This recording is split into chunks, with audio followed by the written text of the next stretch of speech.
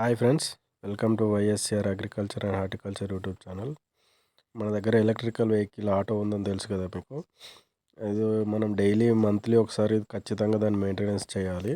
ఎందుకంటే ఇవి lead acid batteries కాబట్టి. అదే లిథియం అయాన్ బ్యాటరీస్ అయితే ఎలాంటి మెయింటెనెన్స్ ఉండదు, కాకపోతే కాస్ట్ అనేది హై ఉంటుంది. ఈ లెడ్ యాసిడ్ బ్యాటరీస్ మనకు తక్కువ రేట్లో దొరుకుతాయి.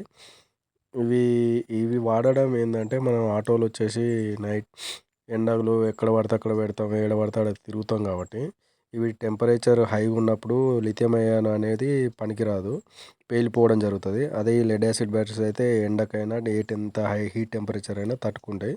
అందుకే నార్మల్ ఎలక్ట్రికల్ వెహికల్స్ కానీ, బ్యాటరీస్ కానీ, ఆటోలకు కానీ, కార్లకు కానీ, ట్రాక్టర్స్ ఇట్లాంటి అన్నిటికీ ఇవి పెడతారు అన్నట్టు. మెయింటెనెన్స్ ఖచ్చితంగా యాసిడ్ వాటర్ అనేది ఖచ్చితంగా పోసుకోవాలి. బ్యాటరీకి సంబంధించిన దొరుకుతుంది.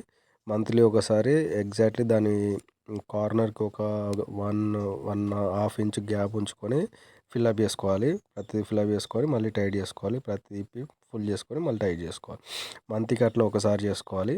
మనం క్యాప్ ఇప్పినప్పుడు ఖచ్చితంగా ఇట్లాంటి బాటిల్స్ లాంటిది పెట్టుకొని పోసుకుంటే, ఎందుకంటే దాని చుట్టుపక్కల ఉన్న ఏమైనా డస్ట్ ఉన్నా కూడా అందులో పడకుండా ఉంటుంది సేఫ్ సైడ్గా. లేదంటే మనం డైరెక్ట్ దానిలో పోయడానికి ట్రై చేసినప్పుడు ఆ చెత్త వచ్చేసి అందులో పడుతుంది. కాబట్టి అలా చేయకుండా ఏదైనా ఒక గౌర లాంటిది కానీ, లేకపోతే మన చిన్న 20 రూపీస్ బాటిల్ కట్ చేసి కానీ ఇలా పెట్టి చేసుకుంటే చాలా బెటర్గా ఉంటుంది. ట్రై చేయండి.